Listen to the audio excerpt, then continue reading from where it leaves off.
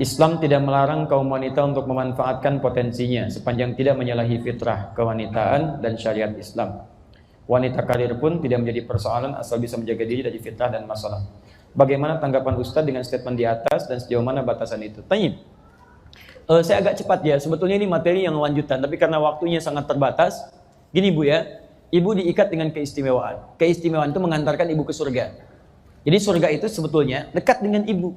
Makanya ada ungkapan, ya surga di bawah telapak kaki ibu, bukan harus kemudian cari di bawah telapak kaki, bukan. Maksudnya adalah saking dekatnya dengan ibu itu, surga dekat dengan perempuan. Di amalan-amalan yang paling mendekatkan ke surga itu amalan perempuan. Banyak. Tadi amalan rahim, amalan menyusui, amalan untuk melahirkan. Yang paling hebat adalah, perhatikan baik-baik, ada pekerjaan-pekerjaan yang memang tidak bisa diselesaikan kecuali oleh perempuan. Yang paling utamanya. Di antaranya apa? Quran surah 4 ayat 34. Allah bagi laki-laki mencari nafkah, perempuan merawat anak-anaknya. Silakan cek. Dan itu tidak mudah, Bu. Allah titipkan potensi pada perempuan untuk bisa sabar merawat anak. Saya sampaikan pada para pria, termasuk saya coba praktekkan di rumah. Demi Allah saya katakan, lebih mudah bekerja di luar untuk laki-laki dibandingkan perempuan merawat anak di rumah. Saya pernah tukar dengan istri saya, dan Masya Allah, saya coba untuk merawat anak-anak saya, luar biasa. Istri saya sabar menanti 8 jam, 12 jam. Waktu saya lebih banyak untuk para ibu dan teman-teman di luar. Di rumah istri saya mendapatkan waktu untuk anak 8 jam. Saya coba pegang 1 jam, itu luar biasa. Luar biasa, tidak mudah.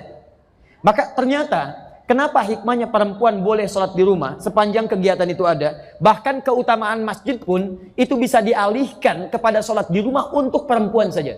Saya berikan berita baik pada ibu ya. Pernah ada seorang perempuan Ansor, diceritakan di hadis Muslim, mengadu pada Nabi, "Ya Rasulullah, enak betul laki-laki ya. Kenapa? Haji bisa tanpa mahram, ke masjid bisa kapan saja. Fisabilillah enak saja. Kami perempuan kok kebanyakan di rumah." Lihat kata Nabi jawabannya. Kata Nabi, "Sampaikan pada teman-temanmu itu." Perempuannya bingung. Dari mana Nabi tahu? Rupanya sebelum berangkat dia diskusi dengan teman-temannya, diajukan. Persis seperti kertas ini, dituliskan, disampaikan. Baik, lihat baik-baik.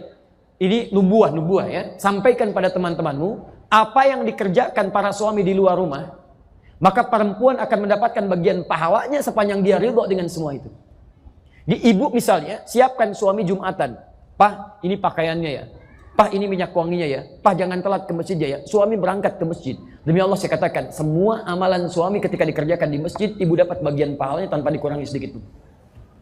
Maka ketika mendengar bagian dari itu, perempuan Ansor ini meninggalkan Nabi dengan terjingkrak-jingkrak gembira luar biasa. Ya. Apa yang kurang? Suami dapat pahala ke masjid, Bu, kalau dia berangkat. Ibu misalnya mau ke masjid, ada anak yang harus dirawat. Ibu nggak usah paksakan ke masjid. Ibu sholat di rumah, rawat anak dengan baik, pahala ibu sholat di rumah sama dengan pahala laki-laki ke masjid. Laki-laki ke masjid setiap langkahnya dihitung pahala. Langkah pertama mengangkat derajat. Langkah selanjutnya menggugurkan dosa. Ibu merawat anak, setiap perawatannya melahirkan pahala, menggugurkan dosa-dosa ibu. Senilai. Masuk ke masjid dapat 25 kebaikan. 1 ke 2 500 tahun, 2 ke 3 500 tahun, 3 ke 4 500 tahun. Ibu merawat di rumah, pahala dapat yang senilai dengan serupa. Senilai dengan yang serupa. Saya kembalikan karena itu, jangan merasa kecil kalau dalam kesempatan tertentu ibu belum bisa ke rumah, ke masjid. Belum bisa ke rumah Allah sepanjang ada uzur yang harus berlaku di rumah. Nah kedua, Ustadz bagaimana dengan statement tadi? Perempuan bisa bekerja seperti laki-laki. Perempuan diperkenankan boleh dia menyalurkan hobi, bakat, aktivitasnya sepanjang tidak menggugurkan kewajibannya di rumah. Itu pun sepanjang tidak membuat dia lelah. Litashqa dalam bahasa Quran, supaya nggak capek. Ya kalau ibu merasa misalnya bisa merawat anak dengan baik, terjaga dengan baik, ibu ingin salurkan hobi. Seperti dulu misalnya Sayyidah Aisyah pernah mengajar sepeninggal Nabi SAW. Kemudian ada sahabat-sahabat Nabi yang jadi perawat, perempuan, sahabiah, jadi perawat.